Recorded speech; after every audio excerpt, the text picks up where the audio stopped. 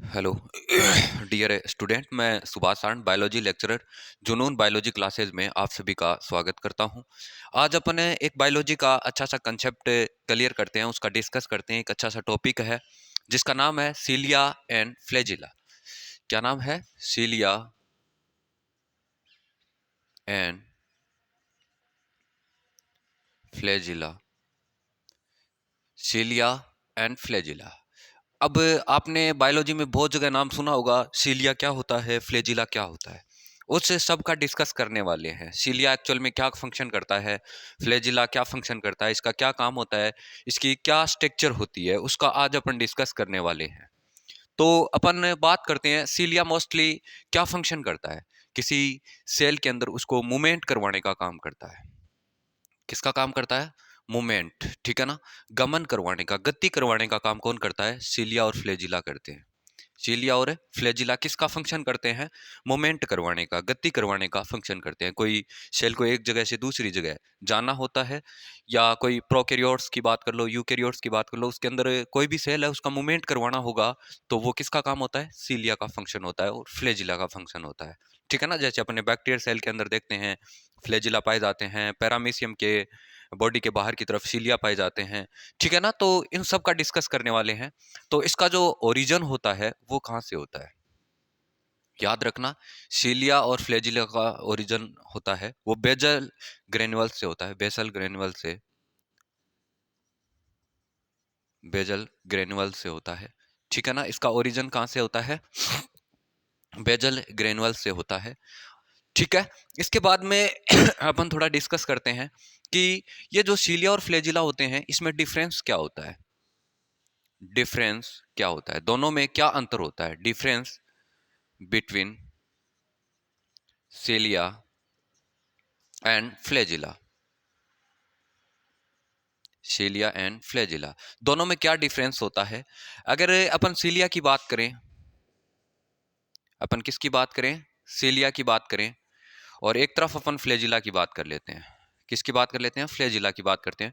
तो सीलिया होता है वो, अपन साइज में बात करें तो स्मॉल होता है। साइज में क्या होता है? स्मॉल होता है, ठीक है। समथिंग 5 to 10 माइक्रोन होता है। कितना होता है? 5 या 5 to 10 माइक्रोन होता है। जबकि फ्लैजिला होता है वो लार्ज होता है, बड़ा होता है, ठीक है। समथिंग 150 माइक्रोन होता है, ठीक है। अपन दोनों में डिफरेंस कर रहे हैं। सीलिया साइज में छोटा होता है और फ्लैजिला साइज में क्या होता है? बड़ा होता है। इसके अलावा अपन दूसरा डिफरेंस करने की कोशिश करते हैं। दूसरा डिफरेंस कौन सा होता है उसका भी डिस्कस करते हैं। सीलिया की जो नंबरिंग होती है वो मोर होती है, ठीक है। मोर का मतलब अधिक होती है। सीलिया की जो नंबरिंग होती है वो क्या होती है? अधिक होती है। और इसकी जो नंबरिंग होती है वो लेस होती है, कम संख्या में पाए जाते हैं। इसकी जो नंबरिंग होती है सैकड़ों में हो सकती है।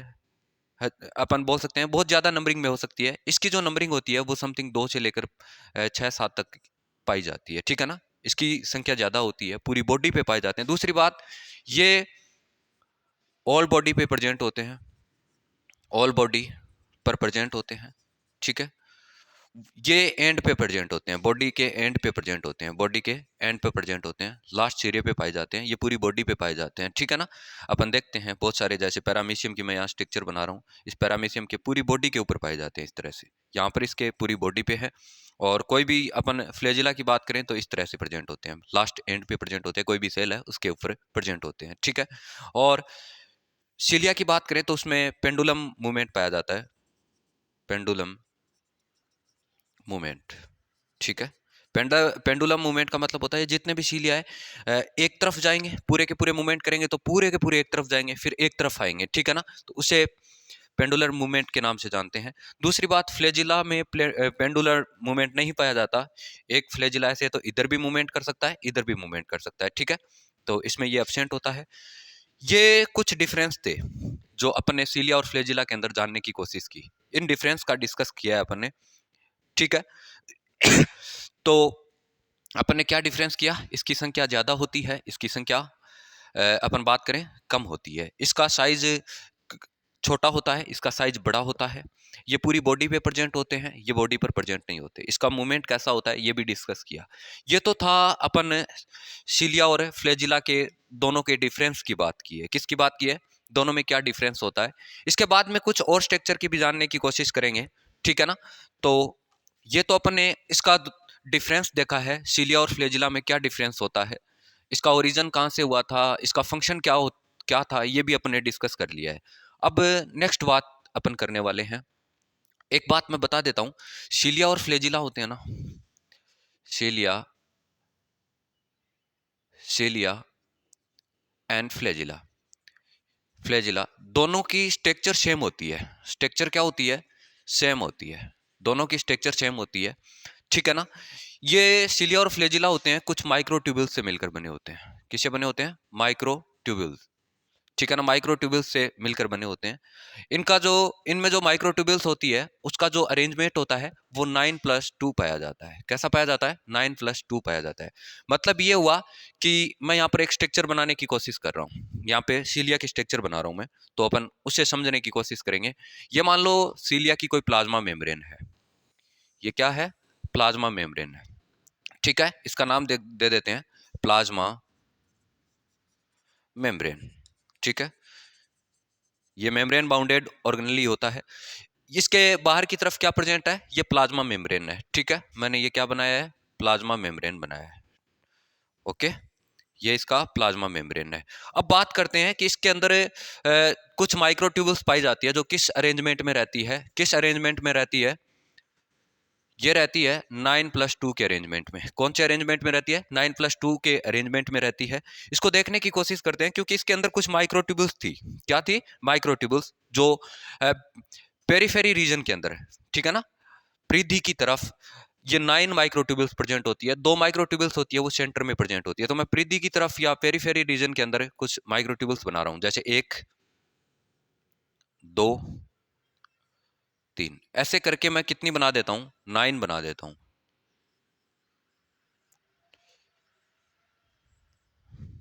इस तरह से रहती है, ये अरेंज रहती है। कितनी बन गई? 1 2 3 4 5 6 7 8। एक और बना देते हैं, इनके बीच में बना देते हैं यहां पर, ठीक है। इसको थोड़ा दूर कर देते हैं, ठीक है। ये 9 के अरेंजमेंट में है, ठीक है।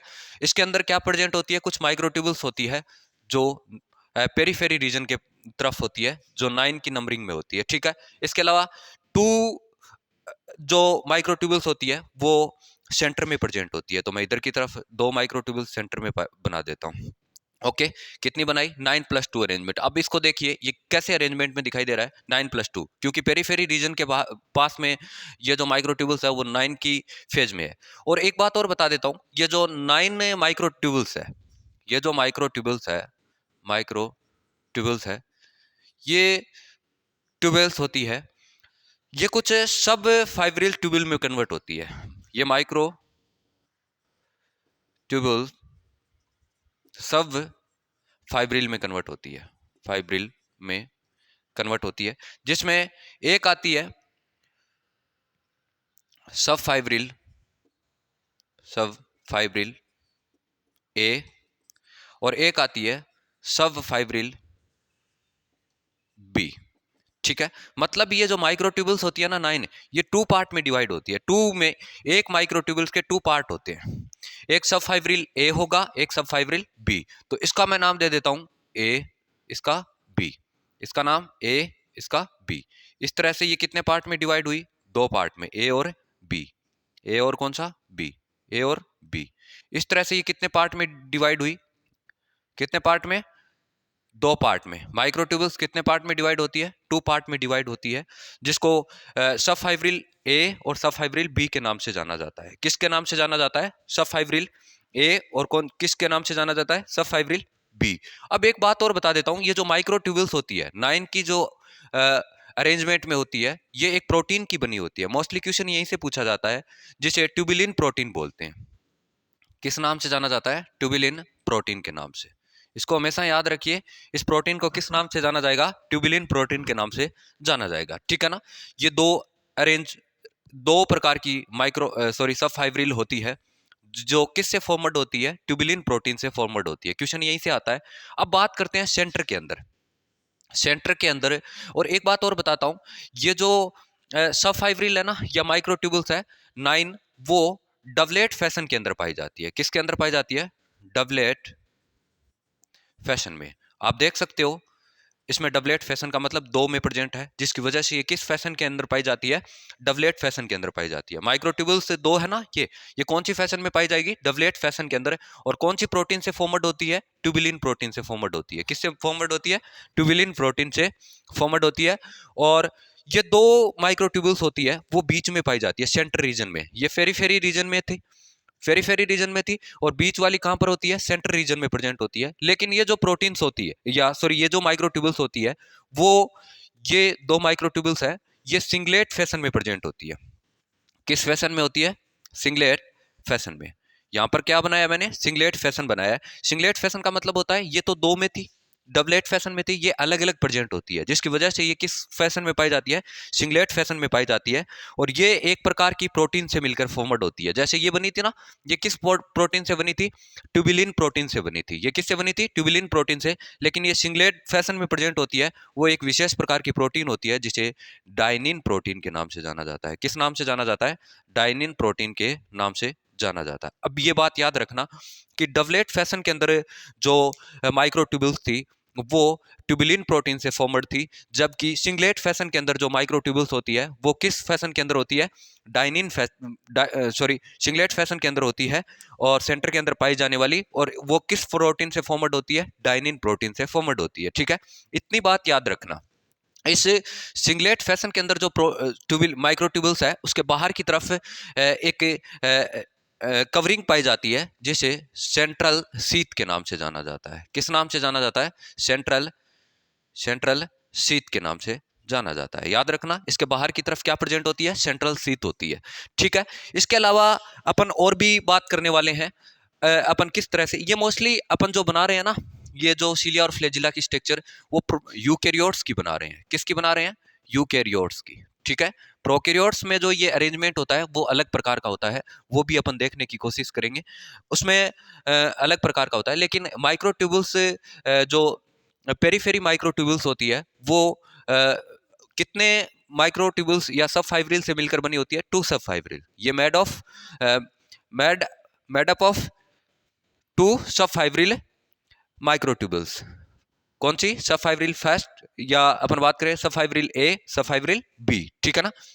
अब देखो, इसमें सेंट्रल शीथ है, सेंटर पार्ट में है। ठीक है, इसके अलावा अपन और डिस्कस करने वाले हैं, जो ये 9 माइक्रोट्यूबुल्स होती है। क्या होती है? 9 माइक्रोट्यूबुल्स होती है, उससे कुछ ऐसे आर्म्स निकली हुई होती है, इस तरह से। इस तरह से क्या निकली हुई होती है? आर्म्स निकली हुई होती है। प्रत्येक माइक्रोट्यूबुल्स में ऐसी आर्म देखने को मिलेगी अपने को, इस प्रकार की आर्म देखने को मिलेगी। ठीक है, इस तरह से, इस तरह से कुछ ऐसे अपन बोल सकते हैं फाइब्रिल निकले होते हैं, इस तरह से, इस तरह से। और इसको डाइनिन आर्म के नाम से जाना जाता है। किसके नाम से जाना जाता है? डाइनिन आर्म्स के नाम से जाना जाता है। देखो, सब फाइब्रिल है, सब फाइब्रिल ए और बी से कुछ आर्म्स निकली हुई होती है इस तरह से, उसे क्या बोलते हैं?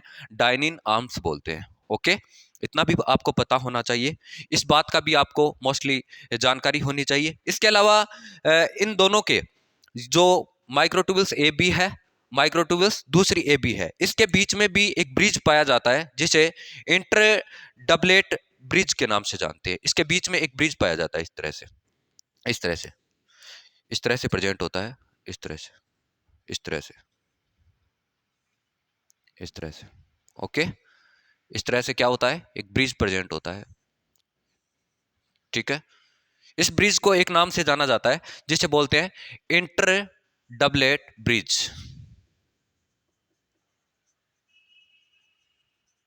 इंटर डबलेट ब्रिज के नाम से जानते हैं। ठीक है ना, इन दोनों के बीच में क्या प्रेजेंट होता है? इंटर डबलेट ब्रिज प्रेजेंट होता है। ठीक है, इतना आप लोगों को पता चला।